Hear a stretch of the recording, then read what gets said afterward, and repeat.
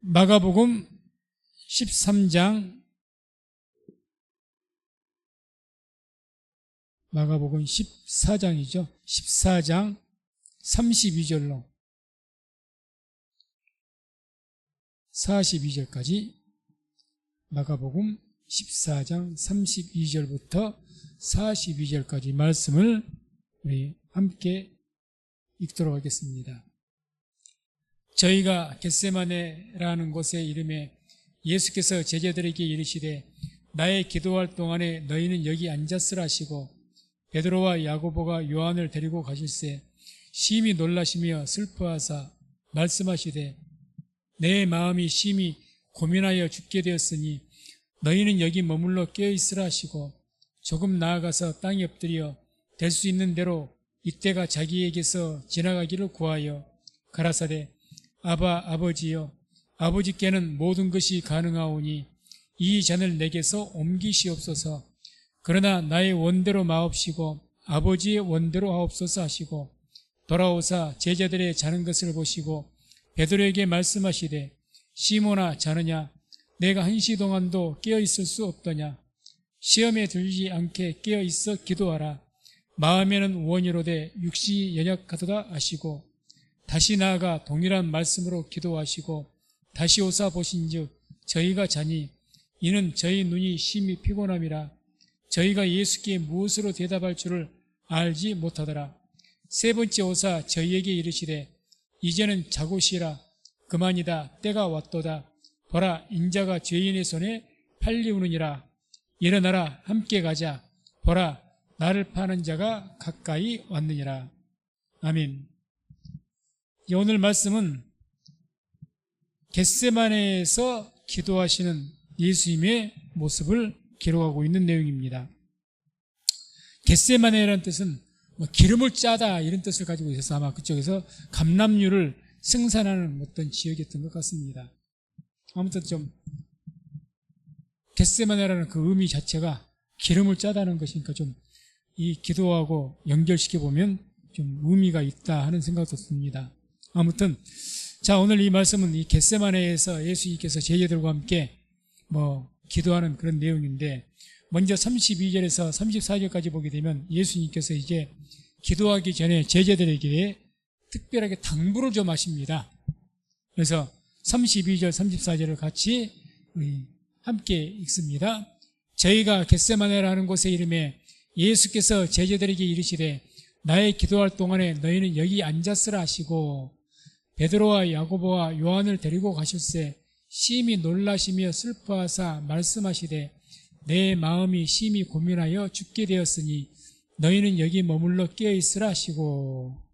그래서 이제 제자들에게 11 제자겠죠. 가룟 유다는 예수님 팔기 위해서 갔으니까 11명의 그 제자들과 함께 겟세마네 동산으로 가셔서 이렇게 당부를 하십니다. 32절에 보면 나의 기도할 동안에 너희는 여기 앉았으라 해서 여기는 특별히 이제 9명의 제자들에게 하신 말씀으로 보입니다.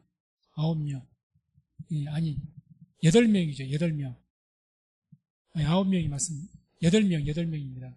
8명. 한 명이 빠졌으니까 8명의 제자들에게 베드로, 요한, 야고보가 빠지니까요. 8명의 제자들에게 하신 이 말씀이죠.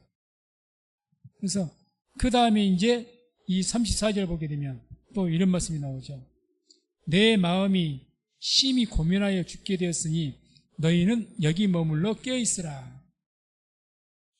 두 번째로 하신 당부죠. 첫 번째는 이제 9명에게 베드로, 요한, 야고보를 제외한 그 9명에게 너희는 여기 머물러 있으라고 하시고 그 다음에 좀 더 앞으로 가셔가지고 이제는 이 베드로, 요한, 야고보 이 세 제자에게 하신 말씀입니다. 내 마음이 심히 고민하여 죽겠으니 너희는 여기 머물러 깨어있으라. 베드로, 요한, 야고보를 항상 우리가 보게 되면 주님께서 특별하게 생각하셨다는 것은 성경 곳곳에 나타납니다.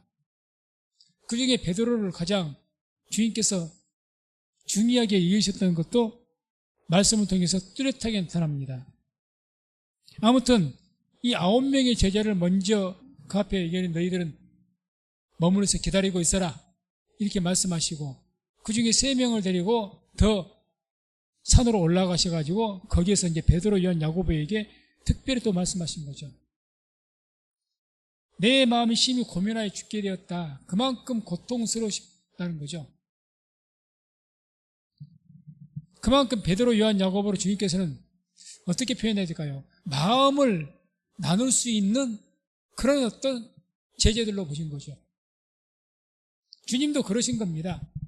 다 주님을 따르는 제자들일지라도 그 중에서 가장 주님 마음을 깊이 알아볼 수 있는 또 신앙적으로 가장 깊이 있는 그런 제자들.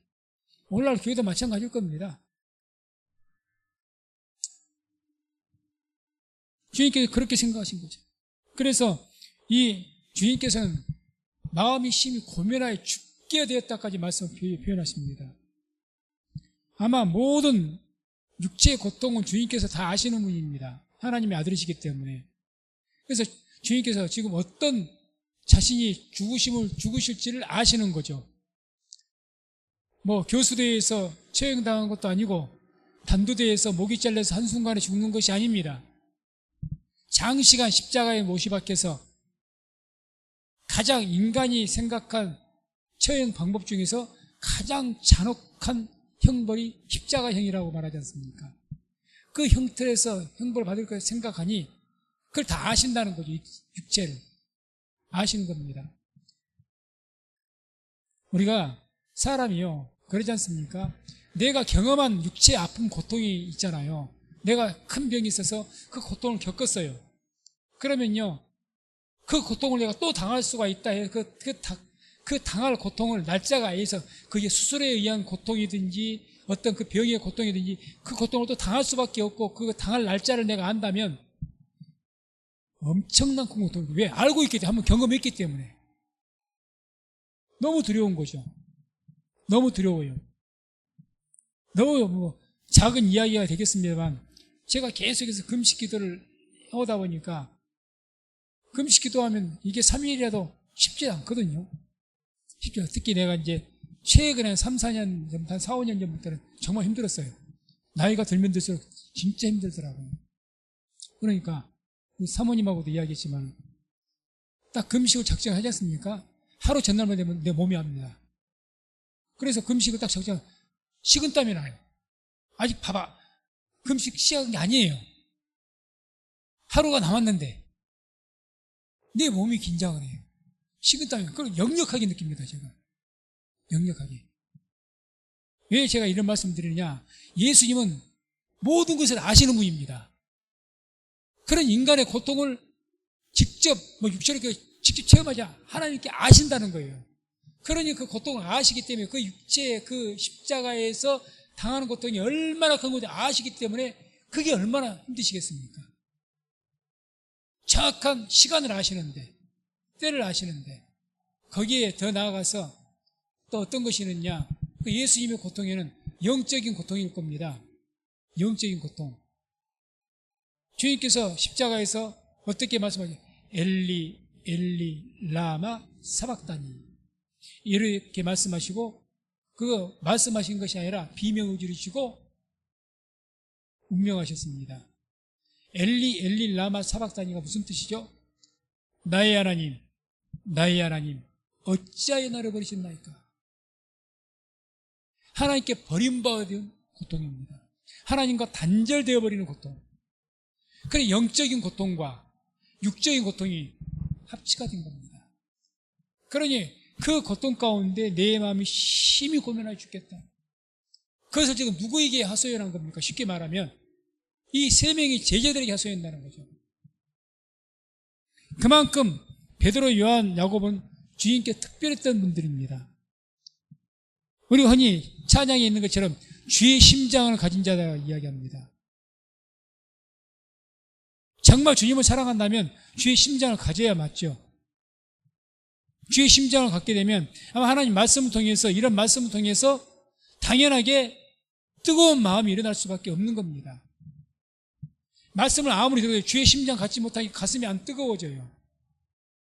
말씀을 들어도. 그 제자들 중에서 엠마오로 내려갔던, 실망하고 내려갔던 두 명의 제자가 있었죠. 부활한 예수님 만났습니다. 예수님께서 자기들이 아직까지 예수님인지 알지를 못했어요. 깨닫지 못했을 때 말씀을 풀어서 설명을 해주니까 그때 말씀이 어떻게 되나, 그들의 마음이 뜨거워졌다고 이야기합니다. 왜 뜨거워졌느냐? 말씀을 듣고 엠마오로 내려갔던 제자들은 적어도 주님을 진심으로 사랑했거든요. 진심으로 사랑했습니다. 그렇기 때문에 사랑한 만큼 실망도 컸죠. 사랑이 큰 만큼. 그래서 내려가는데 주님께서 말씀을 풀어서 설명해 주니까 마음이 뜨거워지는 거예요. 우리 성도님들도 가슴이 뜨거워질 수 있는 그런 신앙이 되시기를 주의 이름으로 축원을 드립니다. 가슴이 뜨겁지 않는 신앙인들이 유대인들이었습니다. 얼마나 차가운지. 너무 차가우니까 율법대로만 해석해갖고 율법으로 정죄를 당하는 거예요. 이게 비판을 기가 막히게 하는 거죠. 말씀 가지고 어떻게 비판해? 틀린 말 아니에요. 안식을 어겼다는 거 틀린 말 아니지 않습니까? 간음했지? 틀린 말 아닙니다. 거기에 조금 더 용서나 긍휼이나 이런 것이 없습니다. 이해하는 것이 없습니다. 옳고 그름과 원칙만 딱 살아있습니다. 그걸로 딱 칼로 잘라버립니다. 냉철하죠. 그러니까 주님께서 너희가 헤아리는 그 헤아림으로, 너희가 비판하는 그 비판으로 너희도 비판을 받을 것이다. 너도 그렇게 상대가 어떤 범죄를 지었을 때 그 사람의 상황도 있겠고 약함, 오늘 주님께서 기도하다가 3번이나 갈 때 너희 육신이 약하다, 마음은 원이로 돼, 주님께서 그것을 긍휼히 보시지 않습니까? 얼마나 실망이 컸겠어요. 기대했던 이 3명의 제자인데 그 제자들조차 깨어있지 못하니까 얼마나 실망이 컸겠습니까? 그런데 마음은 원이로 돼 육신이 약하다. 그들의 약함과 이런 것들을 긍휼히 여기셨다는 거죠. 그런데 가슴이 뜨거워지지 않는, 주의 심장 같지 않는 사람들은 이성이 살아있습니다. 그러니까 냉철하게 재단해버립니다. 이건 아니지요? 이건 맞지요? 탁탁 잘라버립니다. 거기에는 사랑도 용서도 긍휼도 없습니다. 냉철하죠. 그러다 베드로, 요한, 야고보는 그렇지 않았던 것 같습니다. 그러니까 주님께서 너무너무 힘드실 때 마음을 나눌 수 있는, 정말 자기의 정말, 아니 주님께서 메시아이신데, 내가 메시아다 나를 따르라고 하셨던 그 주님이신데, 쉬운 말로 아니 메시아도 자존심이 있지, 그 약한 제자들에게 약한 모습을 보이려고 하시겠습니까?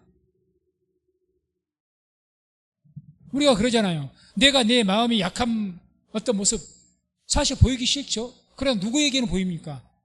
정말 가까운 사람들에게는 내 약한 것을 다 드러내는 거예요. 솔직하게 이야기하는 거예요. 내가 너무 힘들다고, 나를 위해서 좀 기도 좀 해달라고. 주님께 그러신 것 아닙니까?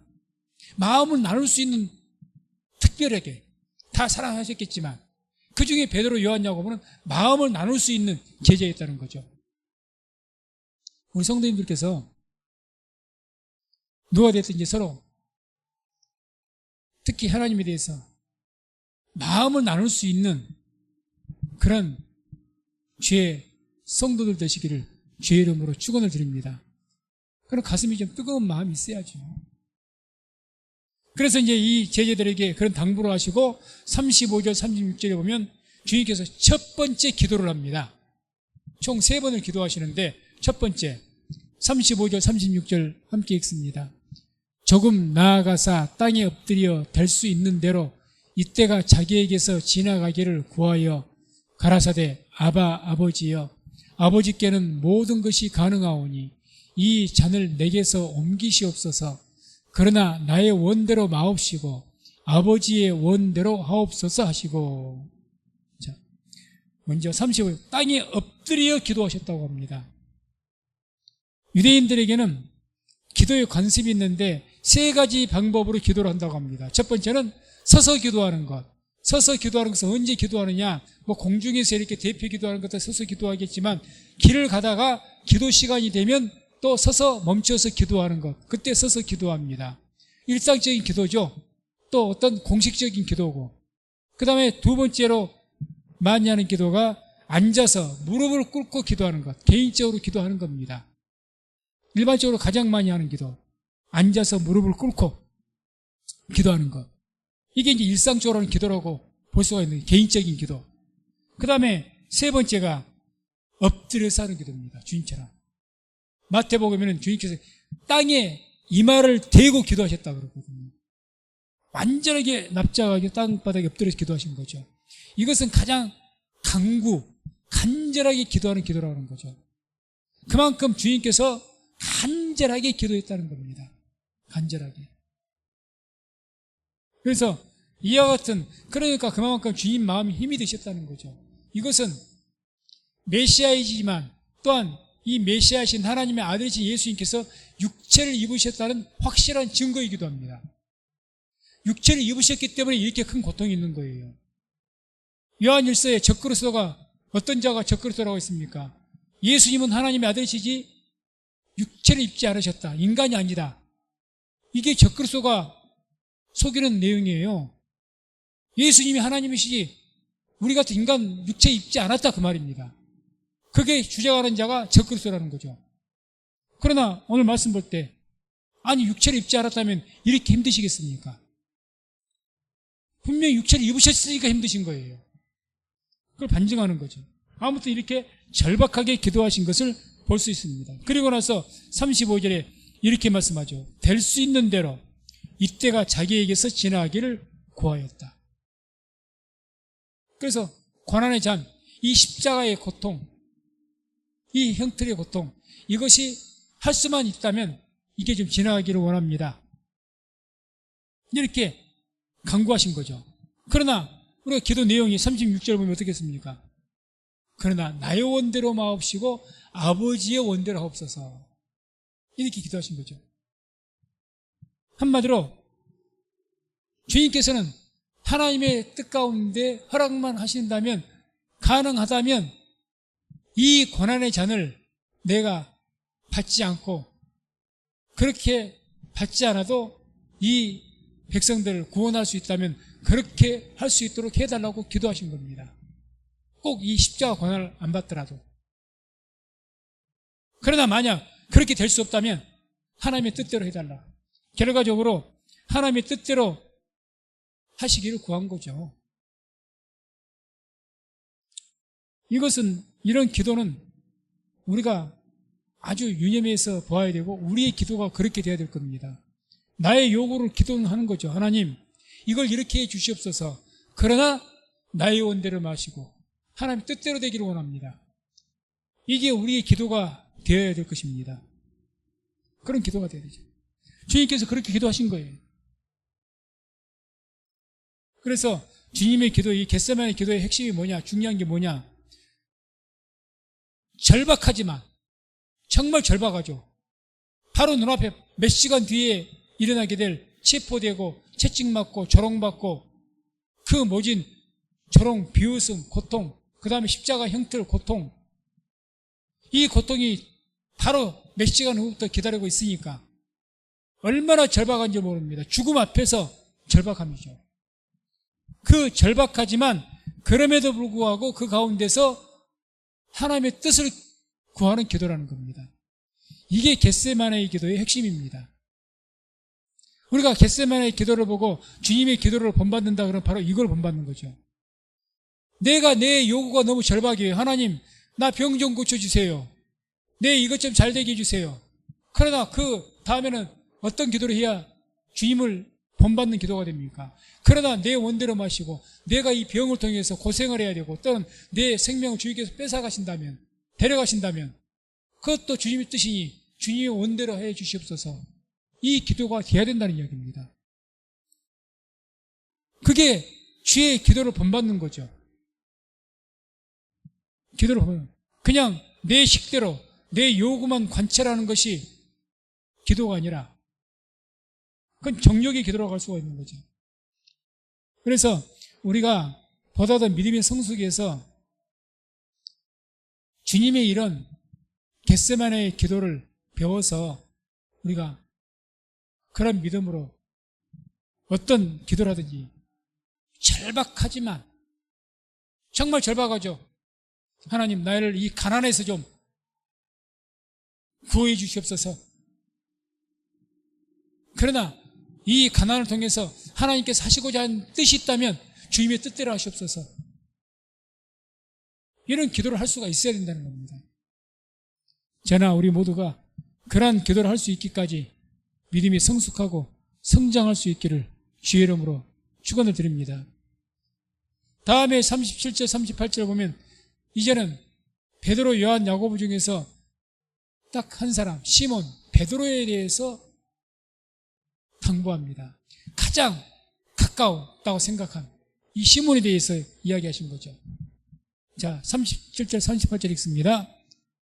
돌아오사 제자들의 자는 것을 보시고 베드로에게 말씀하시되 시몬아, 자느냐?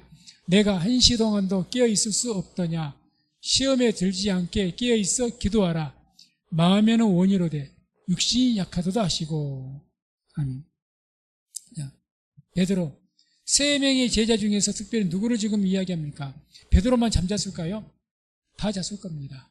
근데 베드로를 깨워서 시몬아, 자느냐?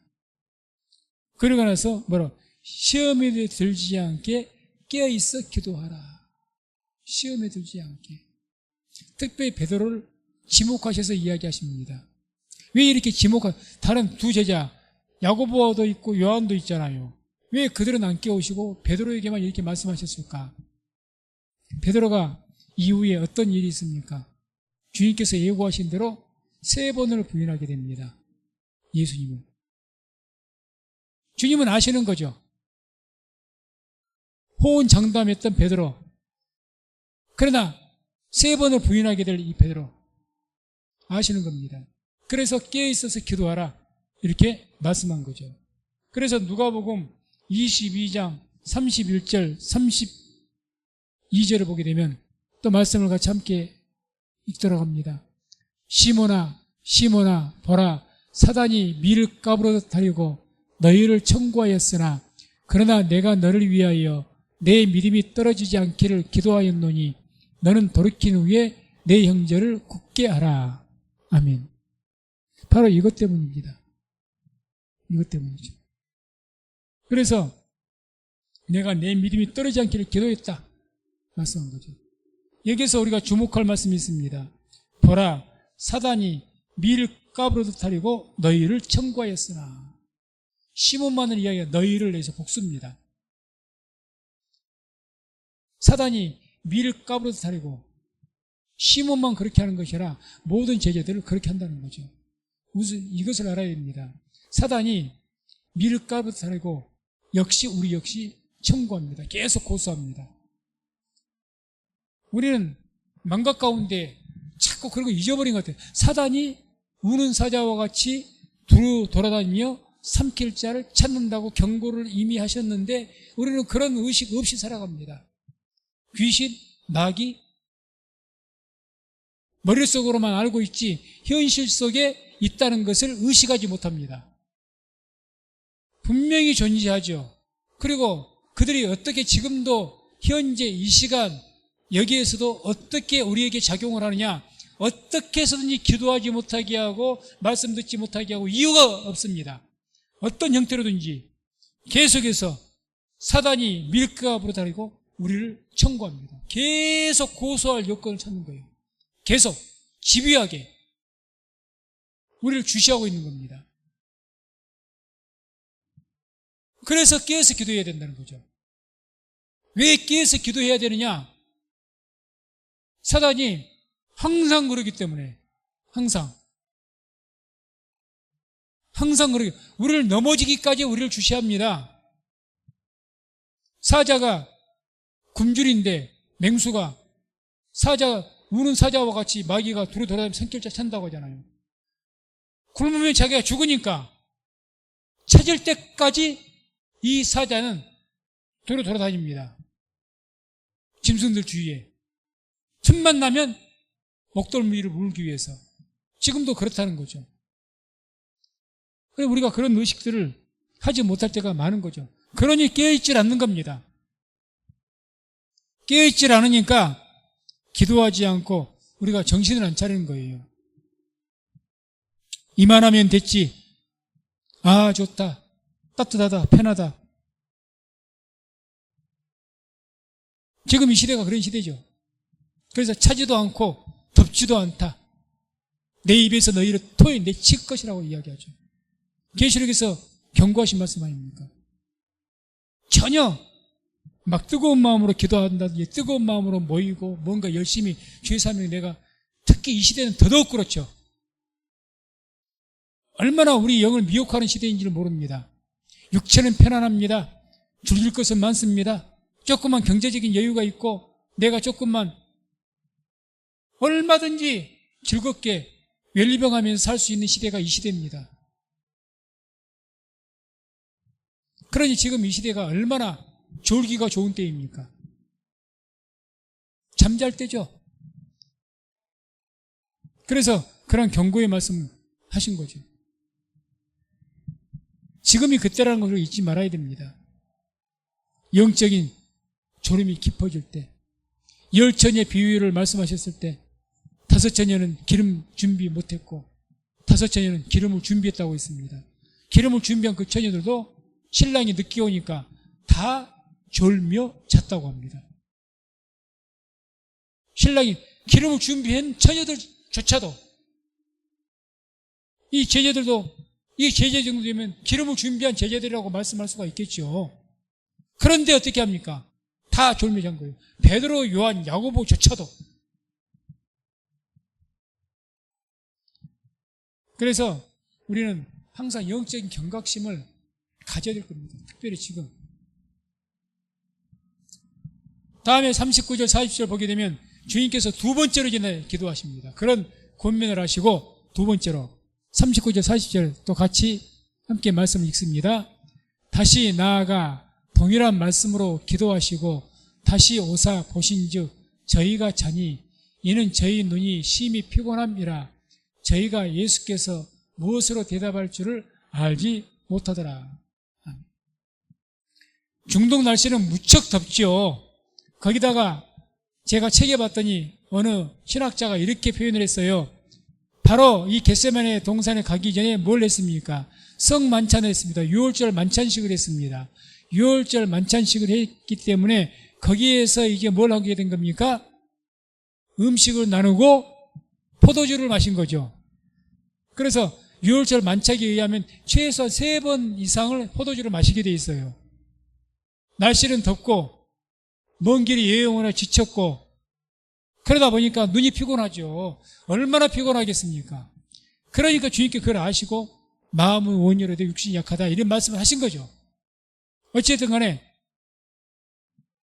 그런 상황 가운데서 주님께서 그들에게 한번 고민을 하시고 이제 같은 말씀으로 이렇게 기도한 겁니다. 그래서 다시 나아가 동일한 말씀으로 기도하셨다. 어떤 동일한 말씀? 마태복음 26장 42절에 여기에 대해서 이와 같이 말씀합니다. 함께 읽습니다. 다시 2번째 나아가 기도하여 가라사대 내 아버지여 만일 내가 마시지 않고는 이 잔이 내게서 지나갈 수 없거든 아버지의 원대로 되기를 원하나이다 하시고. 아멘. 자 보세요. 마가복음에서는 그냥 이 잔을 내게서 지나가게 하시옵소서. 그러나 나의 원대로 마시고 아버지의 원대로 되기를 원합니다. 이렇게 기도했어요.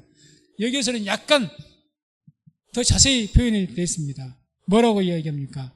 내 아버지여 만일 내가 마시지 않고는 이 잔이 내게서 지나갈 수 없거든. 이게 무슨 말씀입니까? 이게 이 이야기죠.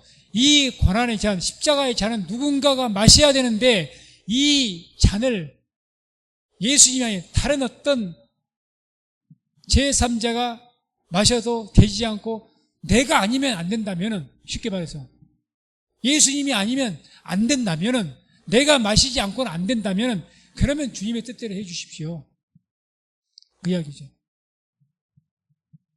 한마디로 자신의 어떤 이 고난의 잔을 마시고 십자가에서 죽는 그 죽음에 대한 모든 그 내용들, 그런 모든 것들을 하나님의 뜻에 맡긴 겁니다. 하나님의 뜻에. 그래서 겟세마네의 기도에 우리가 중요하게 보아야 될 항목 두 번째가 바로 이 내용이죠. 겟세마네 기도는 모든 것을 하나님께 맡기는 기도였다는 겁니다. 맡기는 것. 하나님 뜻대로 맡기는 기도. 그래서 누가복음 22장 43절, 44절 보면 또 여기에도 이제 겟세마네 기도의 내용이 쭉 나오는 내용인데 이런 말씀이 나옵니다. 함께 읽습니다. 사자가 하늘로부터 예수께 나타나 힘을 돕더라. 예수께서 힘쓰고 애써 더욱 간절히 기도하시니 땀이 땅에 떨어지는 핏방울 같이 되더라. 아멘. 사자가 천사겠죠. 주님께 와서 도우는 거죠. 우리도 지금 기도하면 성령께서 함께 하시고 우리 기도를 도우시는 줄로 믿습니다. 도우시죠. 우리가 기도할 수 없고 말할 수 없는 탄식으로 우리를 도우십니다. 그런 것처럼 예수님께서 기도할 때 천사가 나타나서 주의 기도를 도우신 거죠. 그런데 이게 내용이 이제 중요한 내용이 나오죠. 44절에 예수께서 힘쓰고 애써 더욱 간절히 기도하시니, 기도하실 때 힘쓰고 힘썼다, 애를 썼다, 간절하게 기도했다. 힘쓰고. 우리가 기도할 때 과연 얼마나 힘을 쓰는가? 기도할 때 얼마나 애쓰는가? 기도할 때 얼마나 간절히 기도하는가?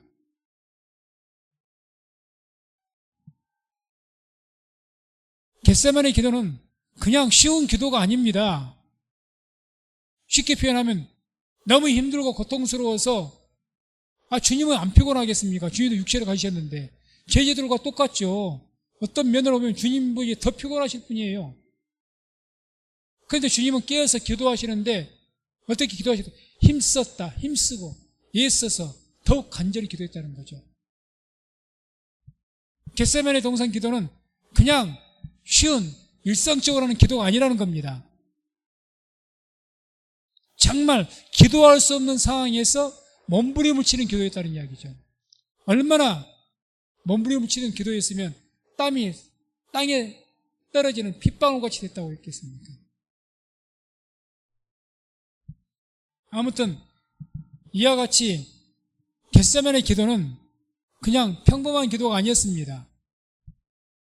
사투였죠. 사투였습니다. 야복강에서 야곱이 천사와 씨름할 때 그걸 기도로 비유하는데 환도뼈가 부러지기까지 천사와 싸웠다고 하지 않습니까? 거기에 비유할 수 있는 이야기죠. 환도뼈가 부러지는 거지. 그래서 겟세마네 기도는 그냥 기도가 아닙니다. 그냥 기도가 아니죠. 이와 같이 겟세마네 기도의 핵심은 뭐냐? 나의 뜻을 버리고 하나님의 뜻을 구하는 기도입니다. 그건 다른 말로 한다면 자기를 십자가에 못 박는 기도입니다. 자기를. 그러니까 그렇게 간절함에도 불구하고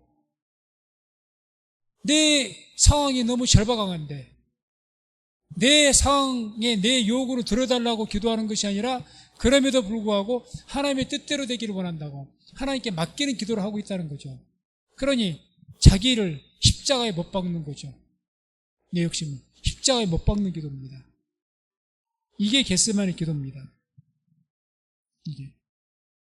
그리고 이제 오늘 이 마가복음에는 기록이 되어 있지 않는데 이 겟세마네 기도에서 마태복음 26장 44절에는 세 번째 기도에 대해서 또 말씀 나옵니다. 세 번째. 같이 말씀 읽습니다. 또 저희를 두시고 나아가 세 번째 동일한 말씀으로 기도하신 후. 동일한 말씀. 그러니까 나의 원대로 마옵시고 아버지의 뜻대로 이제 하십시오. 똑같은 기도죠. 그렇게 그걸 몸부림치도록 기도하는 거예요. 그러니까 주님께 분명히 자기의 원이 있잖아요. 할 수만 있다면 이 고난의 잔은 내게 지나가게 해달라는 게 주님의 원 아닙니까? 자기의 뜻을 극복하는 거죠. 기도를 통해서. 기도에는 단계와 깊이가 있습니다. 그냥 우리가 기도한다고 기도하는데 정말 이 기도가 깊어지면 어떤 그 단계와 깊이가 있다는 것을 우리가 깨닫게 됩니다. 처음에 기도는 입의 기도로 시작을 합니다. 누구든지 입의 기도. 왜 의무적으로 기도해야 될 것 같으니까 믿는 사람 기도하지 않으면 안 되겠습니까? 교회에서 공식적인 기도하든지 또는 뭐 개별적으로 기도하든지 입의 기도는 한다는 거죠. 입의 기도. 우리가 그래서 입의 기도. 처음에 기도를 우리가 개인적으로 기도할 때도 처음 기도할 때는 입의 기도로 합니다. 입을 열어야 되는 거 중요하죠. 입을 닫고 있는 것 굉장히 좋지 않은 겁니다. 입을 열어 찬송하지도 않고 입을 열어 아멘하지도 않고 입을 열지 않는다는 것, 이게 영적으로 굉장히 좋지 않습니다. 어둠의 영이 틈타기 너무 좋습니다. 입을 열어야 됩니다. 그래서 찬양, 기도, 입을 열어서 기도하는 거 대단히 중요하죠. 그런데 이 입을 열어서 이제 이 입을 열리게 되면 이제 그럴 때 우리가 어떻게 좀 기도의 분위기가 돼서 많은 사람들이 모이고 막 어떤 영적인 분위기가 떠오르게 되면은 그때 막 부르짖고 막 기도하는 겁니다. 큰 소리로 부르짖고 기도합니다. 그런 단계들도 입의 기도라고 할 수가 있습니다. 이 입의 기도가 정말 기도가 훈련돼서 진정한 기도가 되면 이 입의 기도가 어떻게 되느냐, 마음의 기도로 그 기도의 깊이가 깊어집니다. 저는 입의 기도를 하다 보니까 입의 기도는 어떤 현상이 있느냐, 저도 그 단계를 거쳤으니까 입의 기도, 내가 기도해놓고 내가 뭘 기도했는지 잊어버려요. 내가 기도해놓고 내 기도가 초점이 잘 안 잡힙니다. 초점이 안 잡혀요. 내가 뭘 기도했는지를 잘 모르겠어. 그런데 기도는 했어. 누구보다 뜨겁게 기도했어. 저도 그런 적 많습니다. 손뼉을 치면서 막 혼자서는 그렇게 기도하지 않죠. 기도의 분위기가 되니까 막 기도했어. 기도해놓고 보니 별로 내가 뭘 기도했는지 정확하게 뭐 생각해보려고 하지도 않고 딱 이 생각해보 뭐 그렇게 뚜렷하게 잡힌 것도 없어. 특별한 문제가 있지 않고서는. 그게 이제 입의 기도입니다. 근데 그것부터 출발을 하는 거예요. 그 기도가 계속 지속이 되면 이 기도가 입의 기도가 이제 마음의 기도로 넘어갑니다. 마음이. 이게 내 마음을 실어서 기도하게 돼요. 쉽게 말하면. 자, 우리가 지금 매 주일마다 공동 기도문으로 교회 중심적인 기도를 합니다. 어떻게 기도하십니까? 입의 기도로 끝나면 안 됩니다. 입을 열어서 같이 따라서 기도하는 것도 좋은데 거기에 내 마음을 실어야 된다는 거죠. 주기도문 할 때 마음을 실어서 주기도문 하십시오. 사도신경으로 고백할 때 마음을 실어서 고백하세요. 마음을 실지 않으면 입으로만 하는 것이지 아무 어떤 신앙적인 역할을 못합니다. 마음을 실어야죠. 그래서 그 사도신경을 고백하든지 공동기도문을 우리가 함께 읽든지 그 기도의 내용이 있잖아요. 그 내용을 우리가 하나하나 보면서 그 내용을 이해하면서 거기에 대해서 내 마음을 실어서 아멘 해야죠. 거기에 실어서 내가 사도신경을 고백해야죠. 찬양할 때도 찬양의 가사의 내용이 있지 않습니까? 가사의 내용을 음미하면서 내가 찬양을 해야죠. 그게 믿음의 찬양이지. 입만 연다고 되는 것은 아니라는 거죠. 그게 이제 마음의 기도입니다. 그래, 이 마음의 기도가 입의 기도를 통해서 계속 이게 반복되고 훈련되고 이 입의 기도가 이게 마음의 기도로 넘어가게 되는 거죠. 진정한 마음을 실어서 진짜 그래 이제 마음속으로 기도. 그때는 내가 뭘 기도하는 줄 아는 거죠. 내 마음이 실려 있기 때문에 내가 뭘 기도하고 기도에 쉽게 표현해서 흔히 이런 표현을 하면 기도 줄이 잡히는 겁니다. 기도의 줄이. 왜 내가 뭘 기도하고 붙잡고 있는 걸 알잖아요. 기도 줄이 느껴지는 거죠, 이제는. 여기에서 마음의 기도에서 더 단계가 기도의 깊이가 깊어지면 어떤 기도? 그때가 영의 기도로 들어갑니다. 영의 기도. 그때는 내 마음과 영이 합치가 돼요. 내 영이 막 기도예요, 영이. 자, 영의 기도가 어떤 기도냐?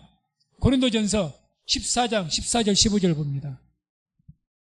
고린도전서 14장 14절 15절 함께 말씀 읽습니다. 내가 만일 방언으로 기도하면 나의 영이 기도하거니와 나의 마음은 열매를 맺히지 못하리라. 그러면 어떻게 할꼬? 내가 영어로 기도하고 또 마음으로 기도하며 내가 영으로 찬미하고 또 마음으로 찬미하리라. 아멘. 이 말씀을 잘 보세요. 기도에서 굉장히 중요한 말씀입니다. 14절에 보여 한번 보세요. 14절. 내가 만일 방언으로 기도하면 방언으로 기도한 것조차 입의 기도가 될 수가 있습니다. 그러니까 내 영이 기도하는 것인데 나의 마음은 어떻게 된다고요? 열매를 맺지 못한다. 내가 방언 은사를 받았다고 해서 방언으로 기도하는데 마음의 열매를 못 맺어. 내가 기도했고 내가 뭘 기도했는지를 모른다는 거예요. 뭘 기도했는지를 몰라. 마음의 열매를 못 맺습니다. 그건 입의 기도예요. 방언의 은사를 받아서 따따따따따 하고 기도를 하는데 마음의 열매를 못 맺어. 그 기도로 은사를 받았기 때문에 방언은 터지긴 터졌는데 마음의 열매, 뭘 기도한 줄도 몰라. 지가 기도해놓고 열매를 못 맺습니다. 그래서 15절 뭐라고 합니까? 15절 다시 한번 말씀 읽습니다. 그러면 어떻게 할꼬? 내가 영으로 기도하고 또 마음으로 기도하며 내가 영으로 찬미하고 또 마음으로 찬미하리라. 자, 그러면 내가 영으로 방언으로 기도하는데 마음이 열매를 맺지 못했다.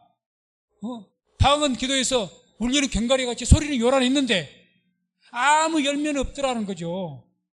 그럼 내가 어떻게 기도할 것이냐? 영으로 기도하는 것뿐만 아니라 마음으로도 기도해야 하는 거예요. 마음으로. 그래서 영의 기도라는 것은 마음과 영이 합치가 되어서 하는 기도를 영의 기도라고 합니다. 내 마음과 영이 합치가 되는 기도. 이게 결코 쉽게 되어지는 기도가 아니죠. 쉽게. 그래서 이와 같이 기도에는 단계와 깊이가 있습니다. 다 우리가 기도하는 사람들이기 때문에 어느 정도는 이해할 수 있는 말씀일 겁니다. 누구든지 입의 기도부터 시작합니다. 여기부터 시작점이에요. 기도에 시작해야 됩니다. 분위기를 따라서 하든지 뭘 따라서 하든지 막 입을 열어서 기도하고 입을 열어 찬양하고 입이 열려야 되죠. 입이 열리지 않으면 참 그 사람 무서운 사람입니다. 우리가 사람 만나도 어떤 사람이 도무지 말 않고 안 말 않고 자기 속으로 안 내비 불안하죠. 괜히 조심스럽죠. 굉장히 영적으로 좋지 않습니다. 어둡습니다. 입이 열려서 찬양하고 입이 열려 기도하고 이게 영이 밝아지는 겁니다. 영이 밝아지는 거예요. 입이 열려야 되죠. 기도해야 됩니다. 거기에 더 나아가서 계속 그래서 진심을 담아서 막 간절하게 기도하다 보면 마음의 기도로 깊어진다니까요. 마음의 기도로. 그래서 기도 내용 하나하나 내 마음을 실어서 기도하죠. 이제는 마음을 실어서 기도하면 이게 이제 영의 깊이로 들어가는 거죠. 내 영과 혼이 내 마음이 딱 만나 일치가 돼갖고 막 기도하죠. 그때 그 기도가 능력의 기도가 되는 겁니다. 그 기도. 그런데 오늘 이 겟세마네 동산에서 내용을 보게 되면 제자들이 기도하지 않았을까요? 아마 입의 기도라도 했을 것 같아요. 했을 것 같습니다. 왜? 주님께서 피곤하지만 시켰으니까. 근데 기도하다가 잤겠죠. 한 5분이나 10분 기도하다가 그냥 엎어져서 잤겠죠. 피곤하다고. 왜 제자들은 실패했느냐? 영의 기도, 마음과 영의 기도 못했기 때문에. 이 기도에서 극복을 해야 되는데 극복을 못하는 거죠. 기도는 단계가 있기 때문에 이 영의 기도의 단계에 들어가려면 이 기도를 통해서 기도가 깊어지고 이걸 극복을 해야 됩니다. 이 극복하는 것이 주님께서 극복하기 위해서 어떻게 하신 겁니까? 예수께서 힘쓰고 애써 더욱 간절히 기도하시니 뭘 하기 위해서요? 영의 기도를 하기 위해서 그런 겁니다. 예수님조차 영의 기도를 하기 위해서 힘쓰고 애써 더욱 간절히 기도했다는 겁니다. 영의 기도는 그냥 되는 것이 아니라는 거죠. 애쓰고 힘써 더욱 간절하게 기도해야 영의 기도가 들어가고 이 영적인 영의 기도가 되어졌을 때에 주님께서 어떤 상황 만났습니까? 얼마나 무서운 두려움과 공포가 임했습니까? 지금 죽음에 대한 육체의 고통 이런 것들 이것을 극복해낸 거죠. 그 영의 기도가 우리가 영의 기도를 들어가게 돼 영의 기도가 나오기 시작하면 그 영의 기도는 우리의 모든 억압과 어떤 문제, 공포, 두려움을 다 물리치고 악한 마귀를 물리치고 이기게 될 줄로 믿습니다. 그게 영의 기도입니다. 그 단계로 가야 되는 거죠. 그렇게 되기 위해서는 애쓰고 힘써야 되죠. 더 간절하게 해야 되죠. 간절하게. 그래야 영의 기도가 되고, 영의 기도는 모든 두려움을 물리쳐버린 겁니다. 그러니 자 보세요. 41절 42절 이제 주님께서 이 영의 기도를 하신 후에, 쉽게 말하면 영의 기도를 하신 후에, 능력의 기도를 하신 후에 하신 말씀입니다. 41절 42절 마지막 보겠습니다. 함께 읽습니다. 세 번째 오사, 이제 기도하고 오신 겁니다. 저에게 이르시되 이제는 자고 쉬라. 때가 왔도다. 보라, 인자가 죄인의 손에 팔리느니라. 일어나라, 함께 가자. 보라, 나를 파는 자가 가까이 왔느니라. 아멘. 자 보세요. 뭐라고 하십니까? 이제 영의 기도로 주님께서 기도에 승리하신 거예요. 겟세마네 기도에서. 입의 기도에서 마음의 기도를 거쳐 영의 기도로 승리하신 겁니다. 그리고 그 두려움과 억압들을 확 물리쳐버린 거예요. 그리고 제자들이 가신 거죠. 그리고 하신 말씀이 뭐라고? 이제는 자고 쉬라. 그만이다. 때가 왔다. 이게 무슨 말씀일까요? 하나님께서 이미 하나님의 뜻이 결정은 되었다는 이야기입니다. 어떤 결정이요? 주님께 십자가에서 죽는 것으로. 그러니 이제는 기도도 때가 있는 거죠. 하나님의 뜻이 결정된 거예요. 기도의 결정권자는 하나님이신 줄로 믿습니다. 우리가 요구는 하지만 그걸 결제해 주시는 분은 하나님이세요. 주님께서 요구하셨지만 결제는 하나님께 하셨습니다. 그래서 주님께서 주님의 뜻대로 십자가 그 사역을 주께서는 결정하신 거예요. 그러니까 이제 모든 기도가 끝난 거예요. 그러니까 이제 자고 쉬어라. 이제는 기도 어떤 것이 끝났다는 이야기죠. 바로 그 의미를 하신 겁니다. 그 다음에 중요한 말씀이 42절에 나오죠. 42절에 일어나라, 함께 가자. 나를 파는 자가 가까이 왔느니라. 지금 이전에 기도할 때만 해도 주님께 심히 마음이 고민이 되어서 힘들어서 어쩔 줄을 모르시고 제자들에게 나와 함께 기도 좀 하자, 나와 함께 좀 끼어서 기도하자, 이렇게까지 어떻게 보면 주님께서 어떤 그 육체의 고통, 겟세마네 그 십자가의 그것을 굉장히 압박을 받고 고통스러워했던 그 예수님입니다. 그런데 기도를 통해서 이 모든 두려움과 공포를 이겨내시고 뭐라고 하십니까? 일어나자. 뭐라고 하십니까? 함께 가자는 거죠. 뭐하러요? 십자가에서 못 박히시기 위해서 가자는 겁니다. 이제는 겟세마네 기도에서 승리하신 모습이죠. 기도에 승리한 모습입니다. 기도로 입의 기도, 마음의 기도, 애쓰고 힘써서 간절하게 기도하신 결과 영의 기도를 통해서 모든 두려움, 그런 모든 공포, 억압들을 다 물리쳐버리고 이제는 아주 강하고 담대하게 하나님께서, 예수님께서 맡긴 사명을 감당하기 위해서 가자는 거죠. 우리가 사도 바울을 보게 되면 사도행전에 뭐라고 나옵니까?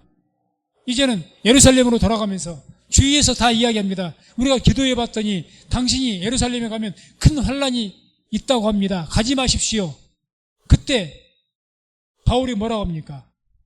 나의 달려갈 길을 다 마치고 그 길을 가겠다는 거예요. 그게 쉬운 결정이 있겠습니까? 자기도, 사도 바울도 죽으러 가는 길인데 왜 그렇게 바울도 담대하게 말할 수 있었을까요?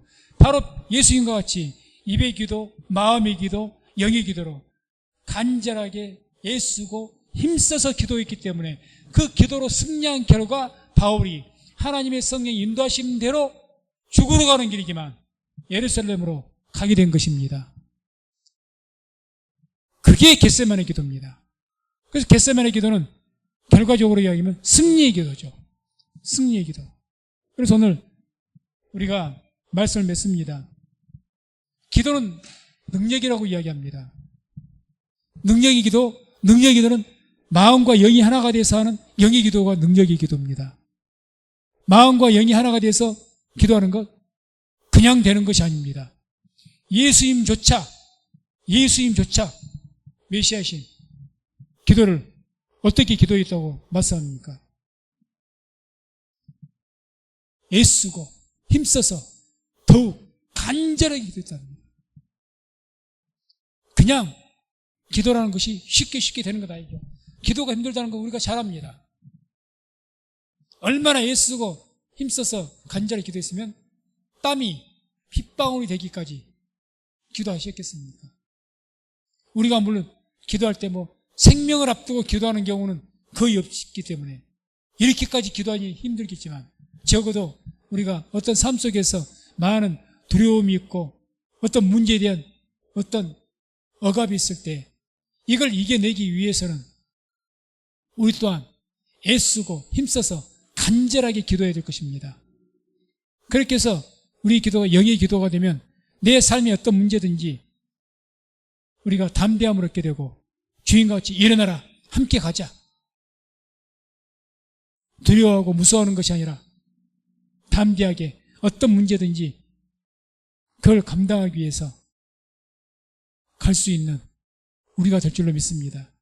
그래서 우리 모두가 이런 겟세마네 주의 기도를 통해서 배워서 마음과 영이 하나가 되는 영의 기도를 우리가 하게 되어서 매사에 그러한 기도로 어떤 문제를 만나든지 억압을 만나든지 그 모든 억압과 두려움을 물리치고 승리할 수 있는 우리 성도님 되시기를 주의 이름으로 축원을 드립니다.